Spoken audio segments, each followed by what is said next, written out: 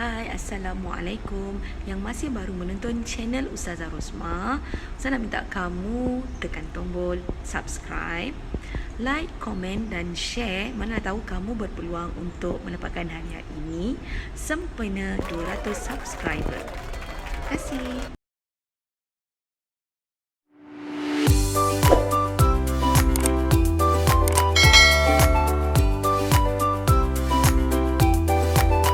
Assalamualaikum murid-murid.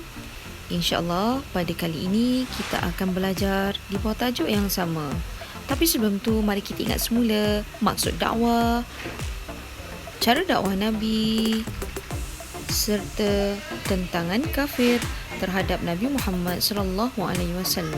Objektif pembelajaran kita pada kali ini ialah antara sukses kriteria yang akan kita capai pada pembelajaran kali ini adalah yang pertama, menerangkan akhlak Nabi Muhammad dalam menghadapi tentangan kafir Quraisy. Yang kedua, menyatakan akhlak Nabi Muhammad SAW dalam berdakwah. Jom kita lihat antara akhlak Nabi Muhammad terhadap tentangan kaum Quraisy. Nabi Muhammad SAW sentiasa bersabar dengan segala cabaran dan dugaan. Begitu juga dengan kita sebagai manusia biasa, kita hendaklah sentiasa bersabar dan tabah dalam setiap aspek kehidupan. Nabi Muhammad SAW juga sentiasa bergantung harap kepada Allah dan tidak pernah berputus asa. Sebagai contoh, kita hendaklah sentiasa berdoa kepada Allah dalam setiap usaha yang kita lakukan dan selepasnya hendaklah kita bertawakal. Nabi Muhammad SAW juga sangat prihatin dan mengutamakan keluarga dalam berdakwah. Sebagai contoh, kita hendaklah mengamalkan budaya nasihat menasihati dalam kalangan keluarga kita. Murid-murid Nabi Muhammad juga adalah seorang yang sangat berjiwa besar. Nabi Muhammad SAW sentiasa berhikmah dan tidak pernah berdendam. Contohnya, kita hendaklah sentiasa bersedia memaafkan kesalahan orang lain dan tidak pernah membalas kejahatan orang lain dengan keburukan. Sekarang, mari kita hayati bersama akhlak Nabi Muhammad SAW dalam berdakwah. Murid-murid Nabi Muhammad SAW sentiasa optimis terhadap janji dan bantuan daripada Allah Subhanahu Wa Taala.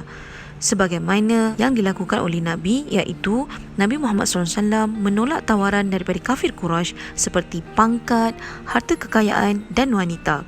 Baginda tetap yakin dengan pertolongan Allah meneruskan usaha dakwah sehingga berjaya. Seterusnya, Nabi Muhammad SAW juga seorang pendakwah yang penyayang.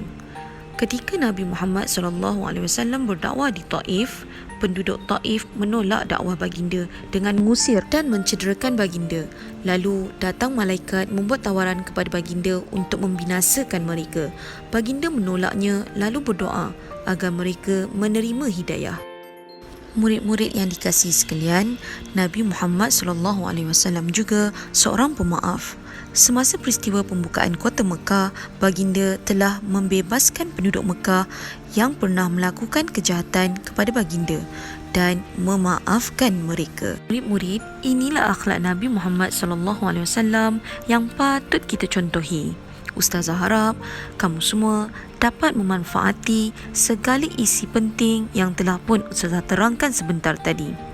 Semoga kita semua menjadi seorang pendakwah yang terbaik di Malaysia dan di mana sahaja kita berada, insya-Allah. Sebelum berakhir, mari kita lihat semula SC yang telah berjaya kita capai untuk hari ini. Alhamdulillah, yang pertama kita dah pun menerangkan akhlak Nabi Muhammad dalam menghadapi tentangan kafir Quraisy, dan yang kedua, kita dah pun menyatakan akhlak Nabi Muhammad SAW dalam berdakwah. Baiklah murid-murid, sehingga berjumpa lagi di video pembelajaran yang akan datang. Jaga diri baik-baik di rumah. Assalamualaikum.